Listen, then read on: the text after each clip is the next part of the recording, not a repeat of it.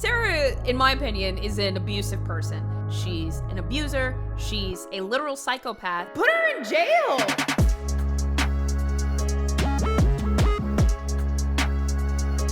Sarah Boone is much, much, much more than a Karen. She's an abuser. She's a literal psychopath. And she's allegedly a murderer. Now, Sarah Boone has gone through her 6th public defender. She is fighting with all of her attorneys. If you don't remember the Sarah Boone case, it is so difficult to talk about again. I've done several videos on it, from the moment the body cam footage caught her to the moment she was in the interrogation room and they pressed her with the evidence of what she did.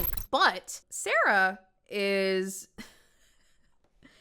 Sarah, in my opinion, is an abusive person. And abusive people, they don't know how to handle their emotions. They don't know how to let things out. She abused her ex-husband. She abused her boyfriend. I mean, just everyone around her. And in my opinion, now she's abusing her attorneys. So let's see what happens when her 6th attorney walks out on her and she has to say something about it. Let's go ahead and call up the Boone case. State of Florida versus Sarah Boone, 2020 CF 2603. State. Dave Cacciatore on behalf of the state. Frank Bankovitz. Frank, Raise your right hand. Please. Frank, this man right here, this man walking up with, does he have a walker? That's her attorney. That is her attorney that she's berating for no reason. But let him speak for himself. Solemnly swear or affirm that the testimony you shall give shall be the truth, the whole truth, and There nothing she but the truth, is, so help you alone. God. Can I have JAC announce themselves as well? Yes, Audrey Moore for JAC. All right. So we have multiple matters scheduled this morning, one of which is Mr. Bankwitz's motion to withdraw. My reading of the law is I feel like I have to address that motion first and rule on that before I can address any other motions that would be heard today. So, Mr. Bankwitz, I'll start with you. Tell me why you're moving to withdraw. Also, I just want to say really quick, I don't know if it's going to come up in this video, but I did read this, that Sarah Boone said that her next attorney better not have a big caseload and they better be ready to fully dedicate themselves to her. I can't. Bro, this one, look, I feel like this is so toxic, but look, here, you're allowed to bully Sarah Boone, okay? Because Sarah Boone is bullying everyone around her. This lady, truly, genuinely, from the bottom of my heart. I don't know what kind of true crime channels you usually watch, but that's just the vibe here. That's the energy. Like, Sarah Boone absolutely deserves to go to jail for life, and she deserves to be bullied. Point blank, period. Thank you, everyone. Mr. Bankwitz, I'll start with you. Tell me why you're moving to withdraw. Judge, the letters that have been coming to your honor, the derogatory berating of my services in this case, I can't effectively represent her. She doesn't trust me. She calls me a dud, I think, a buffoon, on and on and on and on. And no one should have to endure that type of derogatory comments and expect to effectively represent someone. He's being way nicer than any of us would have been. I mean, he's basically saying she's berating me. She doesn't trust me. She's being rude to me. I don't really love her at this point. And it's hard for me to want to put my best foot forward and defend her when she's acting like this. And to that, I say, amen, my dude. File that withdrawal. Especially in a murder case. File it, Frank. Ms. Boone, I read your letter dated August 26, 2023, and your letter dated August 30th, 2023.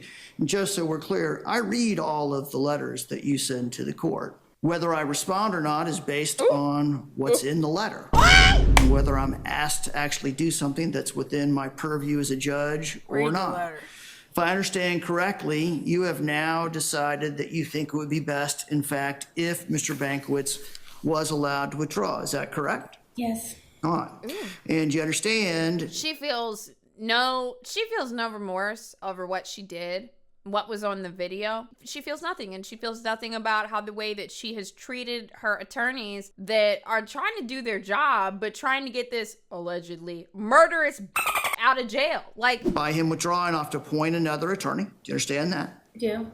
And that attorney's not standing here, so we're not going to be able to address, and I'll give the state a chance to talk to me as well, but assuming I grant this, we won't be able to address the other issues that were docketed for today, which means I'm going to have to reset your case for a later date. Do you understand that? I'm not sure what items it is you're speaking of. I haven't received a copy yet of the letter.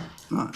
So we're having a hearing today in regards to authorization for payment for an expert that your attorney believes he needs to defend you in an issue about the compensation of that expert, which is why JAC is participating today. Mr. Cacciatore, normally the state takes no position in these issues, but there are limited circumstances when the state doesn't take a position. So are you taking a position on this motion to withdraw, Mr. Cacciatore? do you think she's doing this to stall her case? No, I think that this is just the type of person that Sarah Boone is. She's used to having a target for her abuse, and people like this will find one by any means necessary. And it generally tends to be the person that's closest to them and the person that is the nicest to them. And in this case, nobody wants anything to do with Sarah. So the person that's closest to her within reach, that is having regular contact with her, that's supposed to be working for her, she abuses them. She absolutely does. I don't even think she has any concept of stalling the case or anything like that. Quite frankly, I don't think she's that smart. I don't think she's thinking ahead on any of this. Like, I would not give her that much credit. I think she's just an abusive person, and she is abusing the closest person to her in every scenario. That's just what I think. Those times where we would be not taking a position. All right. So I'm going to grant Mr. Bankwitz's motion to withdraw. I'm going to They let him out. They let him off. Attorney Winston Hobson to represent Ms. Boone. Winston In Hobson. regards to the other matters scheduled today, I'm going to take Hold on, wait, let me see if I can find him. Winston Hobson. And hey, if she's be me, you back out, man. no action back on out, them my at this dude. time until Mr. Hobson can, well, in regards to the He's got to get caught up on motion everything, the discovery. involving JAC, I'm simply going to take no action on that motion at this point in time until Mr. Hobson has a chance to review it and determine whether he wants to proceed with that motion. I will address the pretrial because today was also supposed to be pretrial. It keeps getting pushed back. Here's what we'll do. I'm going to set this case for pretrial conference on Tuesday, November 28th, and a trial period Oh starting. my God, dude. So he said today was supposed to be pretrial, which I think this was like September 2nd or 3rd or something. So she was actually able to push back, let's see, September, October, pretty much all of November, like 3 more months. They had to give him enough time, her new attorney, to like go through everything, but God damn, why? Like, why? It's not like she has an attorney advising her to say like, oh, we do want to stall so that like we push back on the media coverage of it or something like that. Or I don't know if she's trying to like say the case was contaminated because there was like more time for people to watch the video. I don't know. I have no idea. God, I hate her. Monday, December 11th. I think any earlier period of time would be unrealistic for Mr. Hobson to get on board, get up to speed with the discovery, and determine how he wants to proceed in regards to any experts. But I will set a status hearing on the case prior to that. I am in Crimes Gone Viral. That's funny, Chowda. Wait, the new season? It's like, I don't know what they have in place for that, though, Deathbox. Like, if someone's just like that and they're just being horrible to every single one of their people. I'm with you, Wayne. I'll set a status hearing on the case Monday, October 30th, 2023 at 10 a.m. That'll be for the purpose of making sure that Mr. Hobson's on board, some sense of where he thinks things are, how realistic he thinks the November pretrial is, any other matters I need to address with him at that time. Now, Ms. Boone, in just a minute, they're going to take you back to the Orange County Did she say Jail. anything?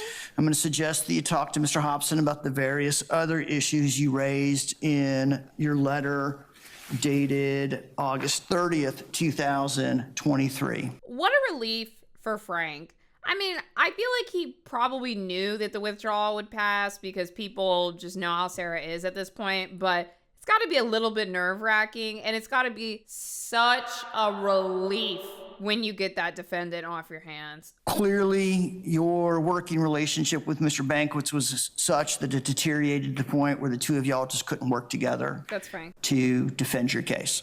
So I'm not going to try to referee how that played out, why that unfolded the way it did.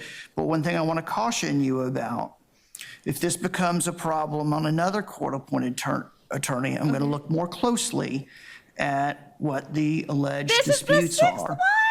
You have a right to a court-appointed lawyer. There are certain decisions a defendant gets to make in the defense of their case that are absolutely theirs, such as whether they go to trial or not, such as whether they testify or not.